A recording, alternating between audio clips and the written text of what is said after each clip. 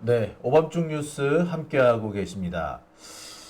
저희 오밤중 뉴스에서는 매일매일 열리고 있는 여러 가지 재판 관련 소식 전해드리고 있습니다. 사실 얼마 전까지만 해도 이재명 대표 재판이 참 저희 초미의 관심사였습니다. 이제는 이재명 대통령이라고 불러야 되겠죠. 어, 이재명 시대가 열리고 난 다음에 가장 큰 차이는 이제 더 이상 이재명 피고인의 재판이 열리지 않는다는 겁니다. 사실 이거 하나만큼도 우리가 얼마나 정신적으로 편안해질 수 있는가라는 걸 느끼고 있는데요. 반면에 요즘 이 세간의 관심을 가장 끌고 있는 재판은 바로 내란 사건 재판입니다. 이 내란 사건 재판이 최근 들어서 중대한 고비를 맞고 있습니다. 소위 말하는 이 내란 사건의 주범들이 구속 기간이 끝나갑니다. 이제 하나, 둘 석방될 시점을 맞이하고 있는데 이들을 계속 감옥에 가둬두기 위해서는 무엇보다도 구속기간의 연장, 그러니까 추가 구속영장이 필요한데요. 예, 지금까지 검찰이 추가 구속영장을 전혀 준비하지 않았습니다. 결국 김용현을 비롯해서 이 내란 사건에 개입했던 여러 현역 군인들, 이른바 내란 사령관들 역시 모두 석방되는 이런 사태를 맞이하게 됐습니다. 자, 이 사태를 제동을 건 것이 바로 조은석 내란 특검인데요. 자, 이 조은석 내란 특검에 대해서는 참 부정적인 평가를 많이 내렸습니다만 최근의 활동 내역을 보면은 그래도 박수를 쳐줄 수 있는 그런 모습이 아닐까 싶습니다. 자, 아무튼 우리 시민들이 계속 눈을 부릅뜨고 지켜보고 있기 때문에 가능한 일이 아닐까 싶은데요. 자, 오늘은 바로 그 조은석 내란 특검이 이 윤석열 재판과 김용현 재판 등 그 내란 주범들의 재판에 본격적으로 개입하기 시작했습니다. 아직까지 이 특검이 공식 출범한 것도 아닌데 지금 수사뿐만 아니라 이 현재 진행 중인 재판에도 관여하기 시작한 겁니다. 과거에는 보기 힘든 장면이었는데 그런 만큼 오늘 열린 재판이 이 세간의 관심을 끌 수밖에 없었습니다. 자, 재밌어 보이는, 점점 재밌어지고 있는 내란 사건 재판. 오늘도 이분 뉴스 강지호 기자가 다녀왔습니다. 자, 안녕하십니까? 네, 안녕하세요. 다녀오셨죠? 네, 오늘 윤석열 재판에 당첨이 돼가지고 예, 다녀왔습니다. 한동안 당첨이 잘 안 돼가지고, 아이고, 이거 잘 안 될라나 보다, 이렇게 생각을 했었는데, 또 보니까 당첨이 되셨더라고요. 이상하게 격주에 한 번씩 됩니다. 한 번 떨어지고 한 번 되고 참 이상하죠. 빨간아재는 아무래도 당첨이 안 된다고 투덜투덜하고 있는데 예. 그래도 우리는 그래도 격주라도 당첨이 되니까 다행이 아닌가 싶어요. 네, 맞습니다. 오늘은 재판이 2개가 열렸다고 하더라고요. 네, 오늘은 이제 윤석열 내란 재판이 열렸고요. 그리고 다른 하나는 김용현 재판이 열리게 되었습니다. 김용현 재판도 열렸어요? 네, 김용현 재판 같은 경우에는 김용현이 조만간 보석에서 밖으로 나오게 되잖아요. 그렇죠. 예. 그래서 김용현을 끝까지 잡아 놓으려고 하는 재판이 한 가지 더 열리게 되었습니다. 그러니까 이제 지금 김용현에 대한 추가 구속영장을 현재 내란 특검에서 청구를 했는데 그와 관련된 재판이 오늘 열렸다는 말씀이시군요. 네, 맞습니다. 예. 그러니까 지금 이제 내란 사건 특검이 본격적으로 이 내란 사건의 재판에도 관여하기 시작했다. 네. 이렇게 볼 수 있겠군요. 네, 그래가지고 오늘 김용현 재판도 그렇고 윤석열 재판도 그렇고 특검에서 나왔습니다. 네. 오늘 재판 얘기를 들어보니까 특검에서 특별하게 활약이 있었던 건 아닌 것 같긴 하더라고요. 네, 특검에서 화력은 없었으나 변호사 측에서의 반발은 심했다. 라고 말씀드리고 싶습니다. 그러니까 일단 윤석열 측, 그다음에 또 김용현 측에서 예. 특검에서 나오는 것 자체를 좀 막고 싶었던 모양이군요. 네, 우선 위법성을 들이대면서 이 재판 자체가 이루어지면 안 된다라고 김용현 측은 주장을 했었고요. 왜 지 맘대로요?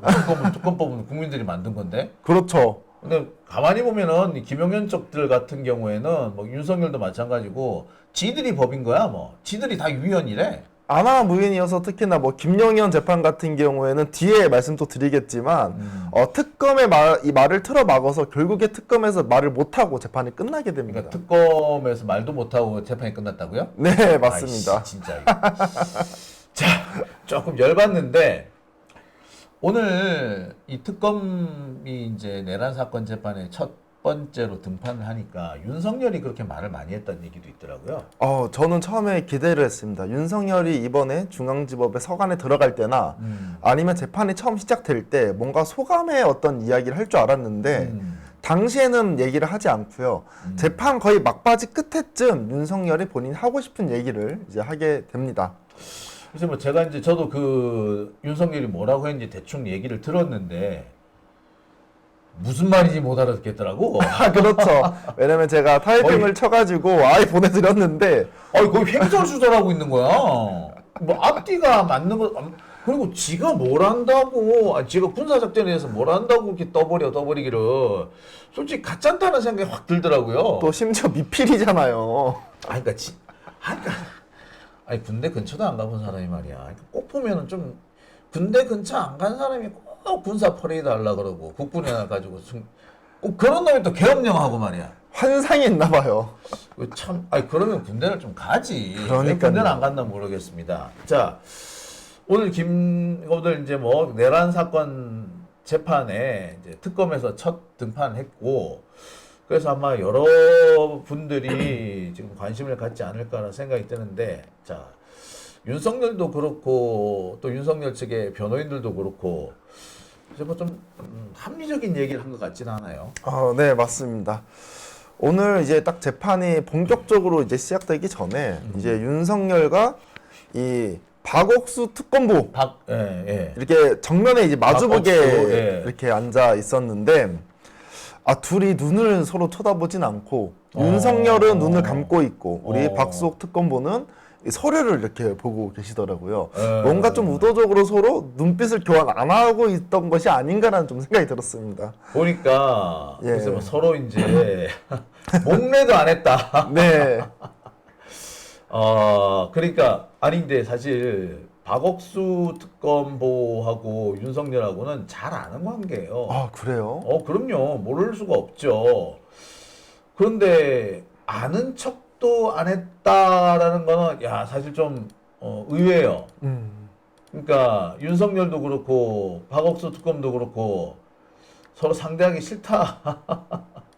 뭐 그런 얘기가 될까요? 네, 제가 보기에도 뭔가 서로 뭐 마주치기도 싫은 그런 느낌이 저는 좀 들었습니다. 아마 조금 부담스러웠겠죠, 서로에게. 부담스러웠을 수도 있고, 네. 사실 박옥수 특검 같은 경우에 윤석열한테 좀 맺힌 것도 있어. 맺힌 게 있어서 그러지 않았을까?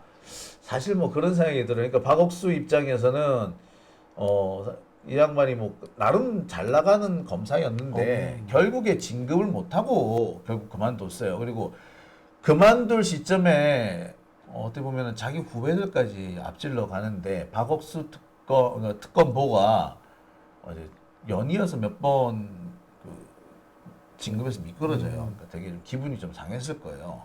그런 것들까지 뭐 계산해 보면 글쎄 그럴 만한 이유가 있을 것 같아요. 우선 이뻐 보이지는 않겠네요. 네. 자, 오늘 네. 일단 하나하나 짚어보겠습니다. 특검이 오늘 첫 번째 이제 법정에서 갖고 윤석열하고 첫 대면을 했는데 윤석열 측에서 어떻게 나오던가요? 우선 윤석열 측 같은 경우에는 이 특검법은 대한민국에서 처음이다. 이런 특검법은 특검이 이첩을 요구를 해서 받아들이는 거는 특검법 최초의 사례 그리고 이거는 위헌이다라고 주장을 합니다. 뭐 지가 위원이면 지가 불리하면 다 위원이야? 뭐야? 뭐 수도 없이 위헌이고 위법 소집 증거고라고 얘기를 했는데 오늘도 특검이 나오니까 이 특검 절차에 대해서 이거는 이 위헌이다라고 주장을 하고 있어요. 왜 위원이라고 그러던가요? 특히나 왜 위헌이라고 주장을 하냐면 공정한 재판을 받을 권리를 침해했다. 명확성의 원칙을 위배했다. 방어권도 침해를 했고 신속한 재판을 받을 권리를 침해했다라고 이야기를 합니다. 여기서 공정한 재판을 받을 권리는 뭐냐? 특정 정치 세력으로 인해서 정치적 압력을 받고 있다.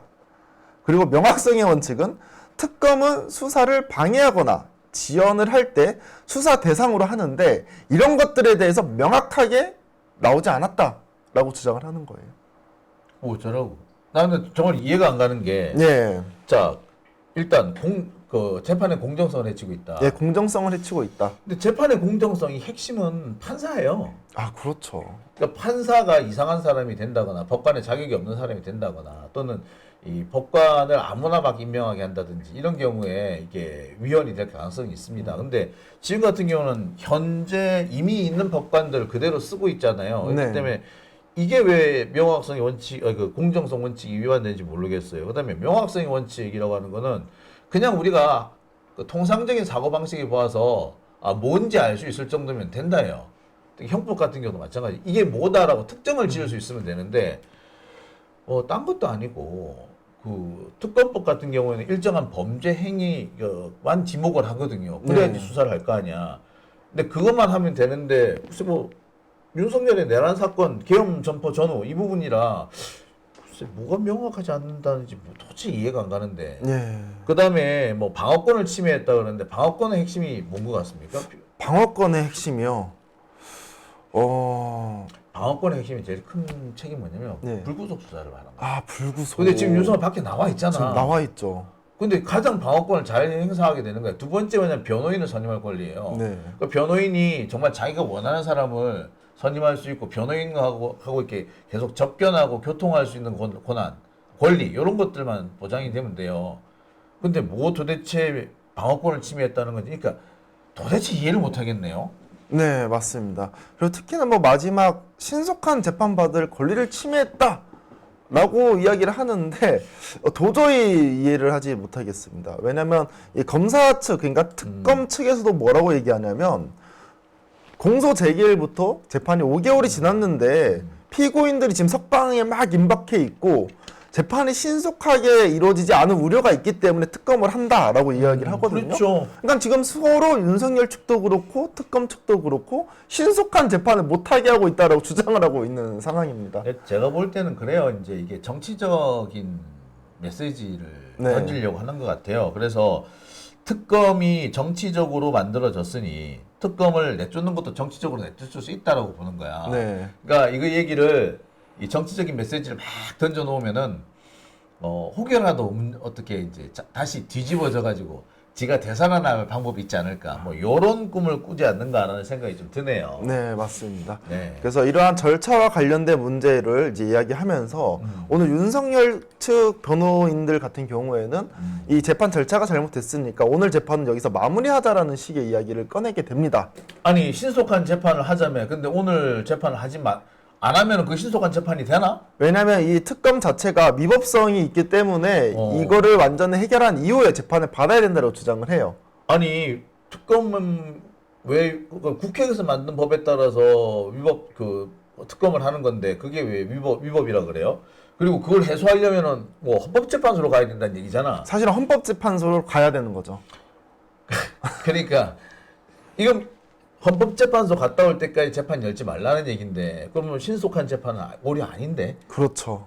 참 궤변이네요. 한마디로 궤변을 들어놨다 이렇게 볼 수 있겠네요. 그래도 다행히 우리 지기현 판사가 이것만은 들어주지 않았습니다. 오늘 증인도 나왔고 했기 때문에 오늘 재판은 그대로 속개하겠다라고 하면서 재판을 진행하게 됩니다. 오늘 재판이 뭐 오전부터 시작됐나요? 어떻게? 오늘은 이제 10시 15분에 시작이 돼서 7시 한 5분경에 재판이 마무리가 됩니다. 오늘 재판이 길었군요. 오늘 재판이 상당히 길었습니다. 오늘 재판에서는 어떤 내용들이 거론이 됐습니까? 오늘은 이 증인으로서 이재학 계엄사령부 기획조정실장 그리고 공영학 계엄과장이 나오게 됐는데요. 이 두 명은 합수부 출신의 군인입니다. 이 증인이 나와서 어떻게 계엄사령부에서 이 상황실을 꾸렸는지 그리고 박안수가 어떠한 명령을 받았는지 뭐 등등에 대해서 이야기가 나오고요. 예, 특히나 그 권영왕 과장 같은 경우에는 계엄과 좀 직접적으로 관련된 그런 직책을 가지고 있는 계엄 과장이죠? 그렇죠. 네. 계엄 과장입니다. 그래서 이제 계엄 뭐 절차라든지 뭐 위법성이라든지 뭐 그런 부분, 특히나 뭐 이례적이었다 이런 부분에 대해서 오늘 진술을 지속적으로 이제 이야기를 했습니다. 제가 늘 말씀드립니다만 합참 계엄과에서 계엄 같은 업무를 해요. 그리고 이제 저 같은 경우에 과거에 이제 계엄과 관련된 문서 정리를 제가 거의 2주 가까이 도왔을 거야. 이렇게 제가 이제 병으로도 근무하고 장교로도 근무했는데 병 근무할 때 이제 국방부 통신대대에 있었어요. 그러면서 이제 그 갑자기 차출이 돼가지고 예. 문서 세절 작업을 했단 말이에요. 근데 세절 작업을 하는데 그 내용이 다 뭐였냐면은 바로 계엄 관련 문건. 아, 계엄 관련. 몇 년치 계엄 관련 문건을 이렇게 싹 세절을 하는데 안 읽을래 안 읽을 수가 이거 없더라고. 물론 그리고 난 다음에 뭐도 했었느냐 하면은 새로운 새해 계엄 업무 편람, 그러니까 계엄 업무 편람을 또 만들기도 하고 그랬어요. 그러니까 대충 알 건 다 알아요. 근데 윤석열이 오늘 계엄에 대해서 막 이렇게 한참 이렇게 떠버렸다죠? 아, 네, 맞습니다. 뭔가 오늘 그러겠대. 오늘 윤석열이 이야기한 거는 이러한 내용입니다. 이제 원래 중간에 이재학 증인에서 권영학 증인으로 넘어갈 때 본인이 꼭 하고 싶은 얘기가 있다라고 처음에 주장을 해요. 근데 이제 재판장님께서 권영한 과장으로 증인이 바뀌었기 때문에 추후하시라라고 해서 증언을 하게 되는데 이런 말을 하게 됩니다. 6.25 전쟁 발발 이후에 상당한 기간 동안 계엄 선포를 우리는 하지 못했다. 그리고 과거에도 전면전이 터지면 계엄을 못했었었다. 특히 현재는 무기가 발전해가지고 국지전이 터지더라도 계엄을 하지 못한다. 왜냐하면 병력이 투입이 돼야 되기 때문이죠. 실제로 군사적으로 합창의장이 바쁘기 때문에 합창의장이 계엄사령관이 될 수 없다. 왜 그러냐면 증인들이 원래 통상적으로는 합참의장이 계엄사령관이 돼야 된다고 주장을 하고 있었거든요. 그러니까 원래 계엄과장이 바쁘기 때문에 실제로는 못한다라고 지금 주장을 하고 있습니다. 잠깐만 몇 가지 좀 팩트 체크 좀 하고 넘어가야 될 것 같은데. 네. 6.25 때 계엄 선포를 한동안 못했다, 오랫동안 못했다고요? 그건 무슨 개소리야? 근데 이 오늘 윤석열이 그 여순 사건이라든지 제주도 그 사건이 있지 않았습니까? 예, 제주도 4.3 사건. 예, 4.3 사건 이런 것들을 이제 지칭은 하지 않았지만 그런 뉘앙스로 얘기를 하기는 해요. 근데 하지만 그 6.25 이후에 상당 기간 없었다라고는 이제 명확하게 본인이 얘기는 하더라고요. 아니 6.25가 터지고 난 다음에 이제 왜 이게 계엄이 선포가 안 됐냐면 이승만이 도망치다가 정신을 못 차려서 그런 거예요. 지금 당시 기록을 보면은 이승만이 처음 간 것은 부산이 아니라 목포였어요. 목포를 갔는데 가만히 보니까 목포에 가면은 이제 지가 거기 잘못한 게 있잖아. 네, 그렇죠. 안 되겠다 싶어서 방향을 튼 거예요. 그래서 전라도로 내려갔다가 다시 대전으로 올라왔다가 그 다음에 대구로 갑니다. 이 생 도망치는 와중에 계엄령 선포할 시간이 어디 있었어. 그렇죠. 그래서 부산까지 밀려가고 난 다음에 계엄령 선포를 하긴 하는데 한동안 계엄 선포를 못했다. 그거는 사실과 틀려요. 그리고 전쟁이 나서 계엄 선포 못한, 전쟁이 나서 정신이 없어서 계엄 선포 못한 거 그거하고 이번하고 무슨 상관련이 있죠? 왜 그러냐면 증인들 같은 경우에는 뭐 매뉴얼이라든지 뭐 명시되어 있는 그런 내용들을 보면 전시 때 계엄을 해야 된다라고 그렇지, 알고 전시 때 있고 계엄이죠. 훈련도 그렇게 했다라고 합니다. 당연하죠. 그래서 사실 평시 계엄에 대한 그런 정보는 본인들은 생각도 안 했었대요. 상상한 적이 없다. 상상한 그치. 적이 없다라는 그게 정상이죠. 거죠. 그게 예. 정상입니다. 근데 윤석열 같은 경우에는 이거에 대해서 반박하는 거죠. 그걸 반박한다고요? 예, 왜 그러냐면 평시에 계엄을 하겠다는 거죠? 너네들이 잘 모르는 것이다. 왜 그러냐면 실제로는 전쟁이 터지면 군사들을 보내고 막 그러한 과정들이 있기 때문에 실제로 계엄을 못 하는 것이다. 뭐라는 거야? 라고 주장을 하는 거예요. 뭐라는 거야? 아니 전쟁이 나면은 병력을 어떻게 운용을 하느냐가 제일 중요합니다. 그래서 명령이 한 군데에서 나와야 돼요. 네. 그래서 계엄 사령관은 그 합참의장이 되는 겁니다. 합참의장이 병력을 움직일 수 있는 권한이 있는데, 자 계엄 사령관이 또 병력 움직이고 그와 별개의 합참의장이 움직이면은 경우에 따라 같은 명령이 두 군데 날아갈 수 있잖아. 그렇죠. 그럼 어느 말을 따라야 돼? 만약에 합참의장은 야 3, 4단 니들 전방으로 이동. 근데 계엄사령관이 야 3, 4단 부산으로 이동. 어떻게 해야 돼? 그럼 개판이 되는 그게 개판이 되는 거예요. 그래서 명령 체계를 일원화하기 위해서 작전권을 가지고 있는 합참의장한테 이걸 준다는 거예요. 사실 그게 원칙인 거예요. 근데 뭔 소리야? 전쟁 시에는 합참의장이 바쁘기 때문에 합참의장이 계엄사령관을 할 수가 없다라고 실제로는 얘기를 합니다. 그런 사례는 없어. 아니 합참의장이 대통령이 바쁘다고 그러면은 대통령 말고 다른 뭐 국무총리가 유일하게 돼 있어? 아니야. 그런 건 없어요. 그래서 이런 내용을 나열하면서 뭐라고 얘기를 하냐면 지금 증인들이 얘기하는 거 말고 다른 관점도 있으니 이 관점에 대해서도 고려해 주시라. 무슨 그런 관점이 어딨어? 라고 지금 얘기를 하는 겁니다. 왜냐하면 오늘 나온 증인과 윤석열의 증언은 사실 완전 배치되고 반대되는 이야기거든요. 그러니까 합참 계엄 과정이나 전비태세 검찰실장 이런 사람들이 윤석열의 계엄이 이상한 거다. 네. 통상적인 절차를 뭐 어겼고 막 이렇게 얘기를 하니까 야 그거는 니들 생각일 뿐 안 그런 경우도 있어. 요렇게 얘기하면서 뭐 합참 의장이 안 될 수도 있지. 얼마나 바쁜데. 근데 합참 의장이 지금 뭐 한다고 바빠요? 그 당시에 왜 바빴어? 합참 의장 그때 안 바빴어요. 네, 그렇죠. 그거 전시가 아니라 지금 평시잖아. 그럼 지금 윤석열이 얘기하고 있는 건 전시에 합참의장이 바쁠 수도 있기 때문에 계엄사령관을 따라 정한다는 얘기잖아. 근데 그때는 이번에 윤석열이가 선포한 거는 전시가 아니었잖아. 평시잖아요. 평시였죠. 근데 바빠서 다른 일을 계엄 업무를 맡을 수가 없다. 뭐 앞뒤 안 맞는 개소리야.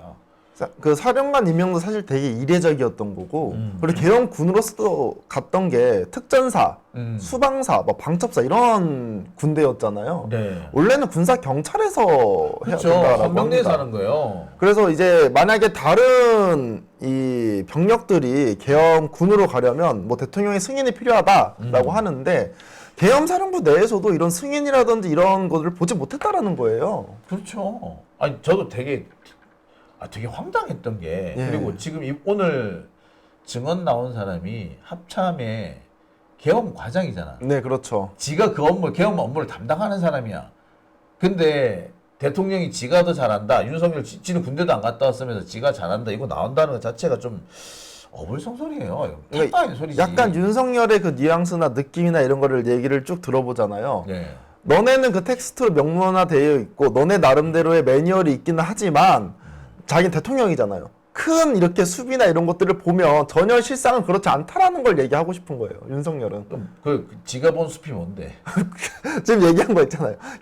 계엄 사령관 합참의장을 실제로는 하면 안 된다. 요즘에는 전쟁이 터지면 이 계엄을 하면 안 된다. 뭐 이런 전체적인 숲을 본인은 바라봤다라는 거죠. 그리고 이러한 관점에 대해서 지견 너는 고려해줘라고 얘기를 하는 겁니다. 전쟁이 터지면 계엄을 선포 못 한다고요? 오히려? 네, 지금 그런 얘기를 하고 있었어요. 뭔 오늘. 개소리야? 지가 뭐 한다고 까불어? 저 이해가 안 가네. 한마디로 개소리를 지전했는데 완전히 개소리인데요? 네. 그리고 이제 이 사령부라든지 이런 곳에서 이제 막 구성을 하지 않았습니까? 네. 계엄 사령부를. 계엄 사령부. 근데 거기에 내부에서는 지금 아는 게 진짜 거의 없었대요. 실제로도. 그래서 이제 얘기를 물어보는 겁니다. 검사 측에서. 혹시 이 계엄이라는 게 선조치 후보고 뭐 이런 식으로도 진행을 할 수 있느냐. 시겁을 하면서 절대 계엄은 그럴 수 없다. 큰일 나요, 그거. 그리고 이제 그게 내란이야. 절대 그럴 수 없다라고 시겁하면서 얘기를 합니다. 그러니까 근데 윤석열은 그에 대한 이해도 자체가 없는 거네. 네, 그렇죠. 그러니까 지가 아무렇게나 헛소리 해놓고서는 내가 법이야. 왜? 내가 대통령이거든. 그렇죠. 뭐 이런 식의 태도네요. 네, 맞습니다. 아직도 얘 정신 못 차렸다. 참, 그러니까 이래서 얘를 풀어주면 안 된다는 거예요. 네, 맞습니다. 그래서 특히나 이 계엄과 관련된 업무를 맡고 있는 사람들한테 뭐라고 얘기하냐면 매뉴얼은 자기들 훈련 때나 쓰는 거지라고 이야기를 합니다. 매뉴얼을 훈련 때만 실전에 못 쓴다고 쓰면 안 된다. 그러니까 원래 매뉴얼이라는 건 뭐냐? 이게 이 계엄뿐만 아니라 제가 농사 지었잖아요. 네. 농사 지을 때도 똑같습니다. 매뉴얼이라는 건 어떤 일이 터졌을 때 그 순서대로 일 처리하라는 거예요. 잘 그렇지. 우왕좌왕할 수 있으니까. 그러니까 현실을 생각하고 매뉴얼을 만드는 건데 그렇지. 매뉴얼이 잘못됐다라는 겁니다. 실전에 쓰기에는. 지가 뭘 한다고 그런 말을 하는데. 이런 주장을 하고 있고 그리고 가짜나서 진짜. 가짜나서. 아니 지가 그래서 뭘 얼마나 한다고 지가 진짜 미친놈 아니야 이거.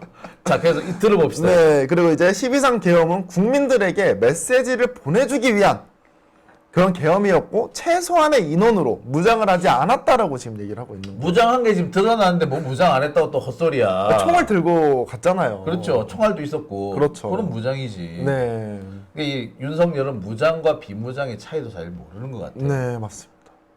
아무리 빈총이라도 들고 나가면 무장이라고. 네, 이게 참 어떻게 이런 놈이 본인이 분명히 더 잘 모르고 지금 보시다시피 헛소리를 찍찍하고 있는데 네, 맞습니다. 오히려 담당 실무 전문가 전문가 니들이 모른다 이렇게 어거지를 쓰는 건지 이해가 안 가네요. 윤석열이 매번 한 얘기 있잖아요. 시위산 계엄 같은 경우는 경고성이었다, 뭐 예방적이었다 이런 얘기를 많이 하는데 이재혁 차장이 이런 얘기를 합니다. 계엄을 예방적으로 선포할 수는 없다. 그럼요. 라는 말이 본인 생각이 아니라 실무 편람에 있다고 얘기를 해요. 그럼요. 그렇게 써져 있습니다. 명시되어 있어요. 예비적으로 계엄 같은 거 할 수가 없어요. 그렇죠. 계엄은 말 그대로 군정을 선포하는 거기 때문에 군정을 선포하려면은 거기에 상응하는 위험한 일이 벌어져야 돼요. 그렇죠. 위험한 일이 벌어지고 지금 경찰력으로는 도저히 사태 유지, 치안 유지가 안 될 때 그때 하는 겁니다. 그러니까 사후적으로 보충적으로 실행하는 것이지 선제적으로 예방적으로 쓰는 거 아니에요. 아니, 그러니까 지금 윤석열이는 지가 잘 알지도 못하면서 궤변 만들어 놓고 있는 거니 지가 잘 안다는 식으로. 네. 참. 그러면서 직위원을 이제 직위원을 이제 속여 넘기겠다 이런 의도가 드네. 네, 약간 그러한 의도가 있는 것 같습니다. 왜 그러냐면 증인들의 관점은 이러한데 나의 관점은 이러하다. 그러니까 조금 좀 줄다리기라고 해야 될까요? 이렇게 한번 좀 공평하게 좀 다른 시각으로 봐달라라고 이야기를 하는 겁니다. 아니 계엄은 법에 따라서 하는 거예요. 계엄 그렇죠. 법도 있어요. 근데 지 시각으로 할 수도 있다고 이거 아니야. 그러니까 결국 지가 하나도 틀리지 않았다는 얘기를 하는 거네요. 지금 윤석열은 매번 발언을 하면 지금 그렇게 하고 있고 이 권영환 이 계엄 과장 같은 경우에도 본인이 생각할 때 계엄 관련 선포 요건을 따르면 도저히 일어날 수 없는 계엄이라고 얘기를 그렇죠. 합니다. 통상적인 계엄의 절차라든지 요건을 따지고 보면 도저히 계엄이 나올 수가 없어요. 그리고 그 계엄 자체가 법적인 검토를 받아야 되는데 이 검토는 이게 받았다라고 얘기가 나오고 있습니다. 근데 누가 검토해 준 거야? 그런데 문제가 뭐냐면 우리 포고령을 보면 일체의 정치적 활동을 그만다라는 내용이 나와 있잖아요. 그죠, 예. 이거는 애초에 법무 검토를 받으면 통과가 될 수 없는 포고령입니다. 그럼요. 그런데 이제 그렇죠. 한 사람이 이해가 안 가는 것이 이거는 계엄이라는 건요 딱 정해진 대로만 해야지 거기서 조금이라도 삐끗하면은 그건 바로 내란이 됩니다. 근데 있지도 않은 또 다른 견해를 운운한다는 것 자체가 그 자체가 이미 스스로 내란이라는 걸 인정한다라는 의미가 안 되겠나 싶기도 해요. 네, 그래서 윤석열의 말에 이렇게 쭉 들어보면 이 12.3 내란 같은 경우에는 명분도 안 되고 절차도 안 되고 이 법적으로도 안 되고 모든 요건이 사실 충족이 안 되는 그러한 그렇죠. 계엄이었다. 그게 정상이에요. 근데 네. 그 말이 나오니까 아니다 이렇게 반박을 한 거네. 그렇죠. 이제 본인은 대통령이었고 너네는 실무자 너네가 뭘 알아? 뭘 알아? 내가 대통령이 그 얘기를 한 거네. 사실은 풀어서 얘기하면 이런 내용인 거죠. 근데 그 내용이 상당히 이제 개소리야. 진짜 어이가 없어. 지가 네. 뭘 한다고 설치는 거야. 와 진짜. 근데 이게 만약에 이런 얘기를 만약에 우리 민주 진보 진영의 어떤 분이 하셨으면 당장 그 헛소리 했다고 기사가 날 거야. 네, 근데 그렇죠. 오늘 보니까 그런 기사 하나도 안 났더라고요. 네, 제가 보니까 내용은 이렇게 나와 있던데 제목으로서는 이거 쓰는 사람이 없었습니다.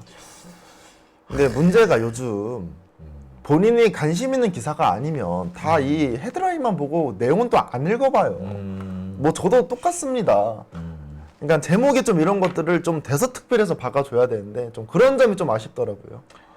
참 윤석열이라는 사람 보면서 한동훈도 그렇고 얘들이 제일 위험한 게 뭐냐면 안 되면 어거지를 쓴다는 거야. 안 되면 어거지를 쓰는데 검사가 그럴싸하게 말빨로 어거지를 쓰면 모르는 사람은 깜빡 속아요. 그렇죠.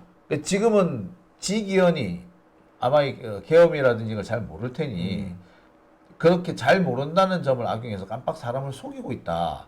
그러려고 지금 저러고 있다라는 생각이 듭니다. 이게 이런 놈이 검사를 했으니 나라 꼴이 어찌 됐겠노 싶기도 해요. 그렇죠. 야, 근데 참 대단하네요. 윤석열이 이렇게 이거 완전 개소리인데 이게. 그럼 계엄 매뉴얼 같은 경우 아까 제가 합참 계엄과에서 일을 하는 거 제가 도왔다고 했잖아요. 네.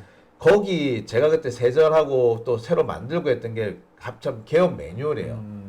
이걸 왜 만들어 두느냐면 실제로 계엄이 터졌을 때는 우왕좌왕 한단 말이에요. 어떻게 해야 돼, 뭘 해야 돼라 한단 말이야. 근데 이 계엄 매뉴얼을 보면 뭘 하라고 쭉 나와 있는 거야. 그러라고 만들어 둔 거예요. 근데 그게 잘못됐으면은 계엄 매뉴얼을 고쳐야지. 고쳐야죠. 근데 지멋대로 지만 알고 있는 얘기를 한단 말이야. 본인 혼자 생각을 얘기한 거죠. 재판장에서. 야, 이거 진짜 문제가 있네. 그렇죠. 예, 그러니까 아유 진짜 어찌 이런 데는 참 유치해 죽겠다 진짜. 아유 참. 자, 뭐 개인적으로 제가 드리고 싶은 말씀인데요. 이게 사실 계엄이 나잖아요. 그러면 이제 대민 접촉이 늘어날 수밖에 없죠. 작전 자체가 대민 작전이잖아. 그걸 할 때 쓰이는 장교가 민사장교라고 해요. 민사작전 장교라 그러는데 민사작전 장교를 주로 누가 맡느냐? 정원장교가 맡아요. 정원장교. 그래서 우리는 항상 그거에 대한 얘기를 합니다. 계엄 선포에 대한 얘기 항상 해요. 뭘 해야 된다고. 그 매뉴얼이지 그거. 그 매뉴얼이죠. 근데 거기에 보면 아무리 글쎄 계엄 사령관 저렇게 선포한다고 나 본 적이 없어. 그리고 설령 뭐 계엄 사령관을 뭐 다른 사람 한다고 하더라도 이례적이고 그 문제가 있다라고 하는 건 이거는 본인이 뭐 수용할 수밖에 없어. 그 계엄 사령관을 만약에 반드시 합참 의장을 해야 된다 못 박을 수도 있지만 못 박지 않았다는 걸 뭘 말하느냐면 약간의 재량권이 있다는 걸 의미하는 거예요. 그렇다면 윤석열은 여기서 내가 재량권이 있었다라고 자기 재량권의 그 범위를 설명을 해주면 되거든. 근데 택도 아닌 소리를 한 거야. 합참의장이 바빠서 육군참모총장을 했다. 그 육군참모총장은 안 바빠? 바쁘겠죠. 나 참 이해가 안 가고. 그리고 이번에 전쟁이 터진 게 아니란 말이에요. 아, 그렇죠. 평시계엄입니다. 근데 합참의장이 전쟁에 제일 바쁜 사람이 합참의장인데 뭐 왜 바쁘죠? 전쟁이 안 일어났는데.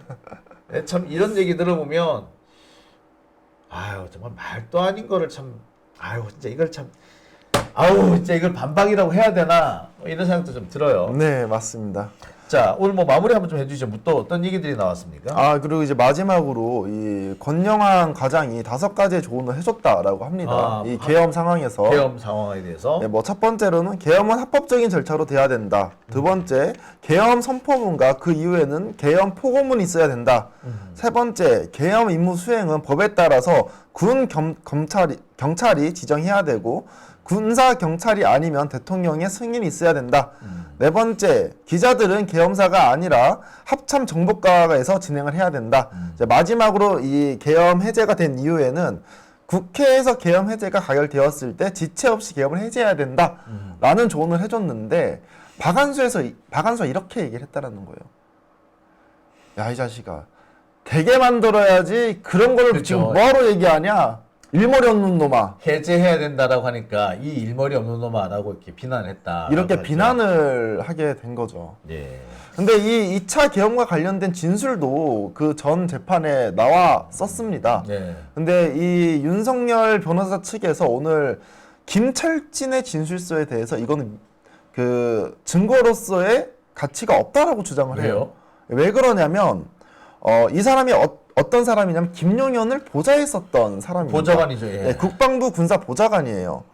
그래가지고 이 사람의 증언이 뭐가 있었냐면 국회 투입과 관련돼가지고 김용현이 500명이라고 대답을 하니까 윤석열이 야 부족하다고 했잖아. 1000명은 보냈어야지. 야 이제 어떻게 할 거냐라고 답변을 했었다고 합니다. 네. 이러한 내용을 들었다라고 증언을 했는데 어. 뭐 박안수라든지 뭐 최병호라든지 뭐 등등 같이 있었던 전투 지시실에 있었던 사람들은 그걸 못 들었다라는 거예요. 그러니까 이 사람의 증언이 잘못됐다라고 주장을 하고 있는 거죠. 받아들일 수 없다. 그리고 이 사람이 또 2차 계엄과 관련된 내용이 나왔다라고 얘기를 하는데 나머지 사람은 또 2차 계엄에 대해서 얘기를 안 했으니까 이 사람만 그런 얘기를 하는데 다른 사람 다 못 들었다. 심지어 박안수나 이런 사람은 더 가까이서 들을 수 있었는데 못 듣고 넌 더 멀리 있었는데 어떻게 너가 들었냐. 얘는 거짓말하는 거야. 라고 하면서 자기들한테 가장 불리한 진술을 한 그렇죠. 사람이라서 저 사람 빼세요라고 네. 한 거라는 말씀이겠네요. 그렇죠. 증거를 철회해달라라는 요구를 했습니다. 참, 그렇게 해서 증거 철회를 했으면은 우리 이화영 부지사 같은 경우 증거가 하나도 안 남았을 거예요. 그렇죠. 맞습니다. 그러니까 이런 면에서 보면은 참 윤석열이가 어떤 놈인지 자, 참 그러네요. 예. 네. 자, 오늘 윤석열 재판도 있었고 김용현 재판도 있었잖아요. 네, 예. 맞습니다. 근데 벌써 지금 시간이 35분 정도 됐으니까 일단 여기서 한번 끊고 김용현 재판은 다음 주제에서 이어서 계속 한번 얘기 나눠보도록 하죠. 네, 알겠습니다.